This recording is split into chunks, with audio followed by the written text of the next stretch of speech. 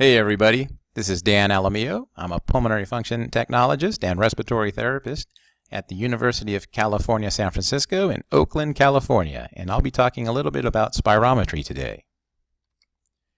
Now, spirometry is a simple pulmonary function test that measures the volumes and flow of air that go in and out of a patient's lungs.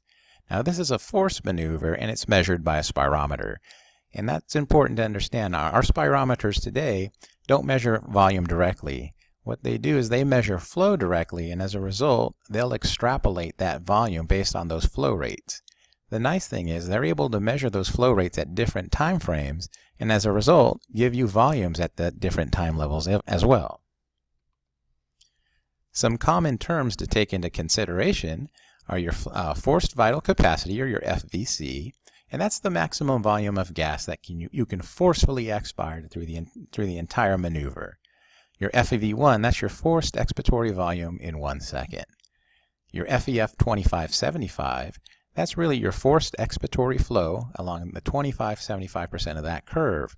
In other words, that's the average flow that you have during the middle half of the forced vital capacity maneuver. Lastly, the FEV1-FVC ratio, that's really the index of the level of obstruction, and oftentimes the pulmonologist will take a look at that value to see how sick or obstructed their patients really are. Some other terms to take a look at: the flow volume loop. That's really just the graphical representation of the forced vital capacity maneuver. The last two we're going to actually spend the rest of this talk on. Acceptability, which is really the data measurements, you're ensuring that they're free of any errors, and that if they are, then they meet acceptability criteria. Reproducibility is just looking at consistency of those measurements. Fortunately for us, there are some organizations out there that have set forth some criteria for all of us to follow in terms of acceptability and reproducibility.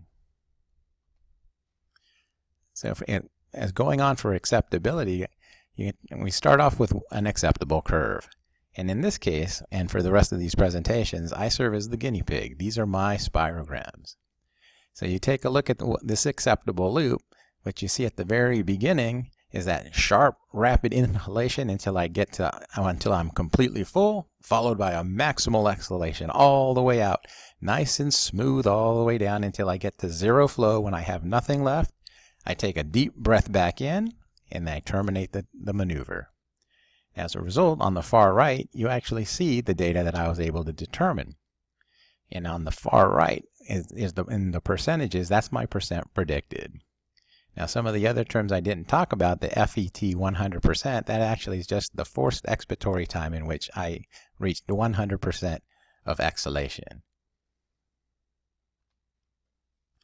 So one of the criteria is that we want to make sure that extrapolated volume is less than 5% of our forced vital capacity. Now remember, we're measuring flows, and as a result, the volumes are extrapolated. And so if I take my time getting that maximal inhalation before I blow it all the way out, that's going to create an extrapolation volume, because that flow, you can actually see from this graph, has shifted my entire curve to the right. As a result, the computer actually calculated my forced vital capacity completely erroneously. Fortunately, because it's doing all the calculation and not us, this is one of the tests the computer is actually very helpful with. You can actually see on my unacceptable curve, all my volumes have erroneously increased because of that extrapolation error. Now, one of the other things we want to have in terms of acceptability, we want to have a nice smooth curve, just like I showed you before. It has to be free of any artifact as you're exhaling completely to zero. In this situation, I showed an artifact of a cough through about the first second. Now, as a result of that cough, it's going to be similar. It can be very similar to an extrapolation error depending on the force of my cough. Now, I can cough all the way out. And as a result, you can see the computer had no idea what to do with it, and it gave me erroneously large volumes as well.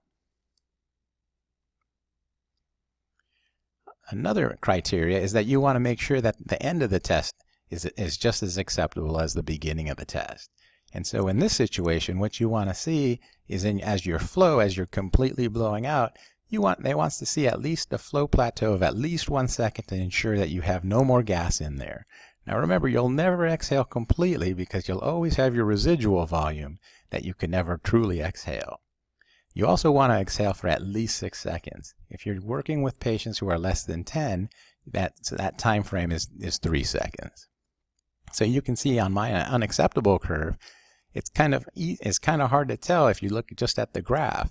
It looks just like the first one. However, if you look at my forced expiratory time on the very bottom, I was able to blow out to 5.94. As a result, my total volume, or FVC, is significantly lower than my acceptable curve. My FEV1 is very similar because I was able to give a great effort for the very first second. I just petered out towards the very end. But the FEV1-FVC ratio is significantly higher. So if they were following me serially and I was worried about getting admitted, say you're a cystic fibrosis patient, it might be in your favor to terminate your volume sooner so that your FEV1-FVC ratio shows an erroneously high number, hiding or masking your sickness.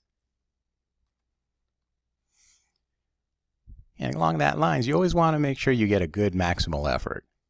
Some submaximal efforts, actually, you can't tell, but some of them you can. With the submaximal effort of a malingerer or a faker, what you're going to see is erroneously or just different curves throughout the entire time.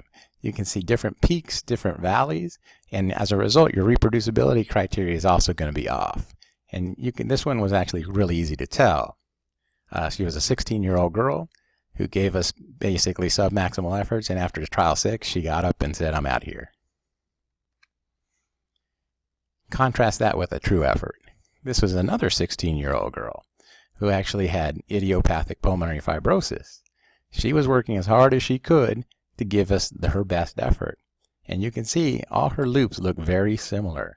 The peaks are about the same, the valleys are about the same, and she passed all the reproducibility criteria that we could throw at her. She went all 8 trials and wanted to do some more. However, we couldn't take her past that. We spoke a little bit about reproducibility, and so what you want to do is you want to make sure that your forced vital capacity and your FEV1 values, your best 2, are within 150 milliliters or 10% of one another. Now your peak flows should also be, your 2 largest peak flows should be within 0.67 liters per second or 40 liters per minute. If you follow these acceptability and reproducibility criteria, you'll be sure to get great spirometry and you'll serve your patient to the best of your ability. Thank you.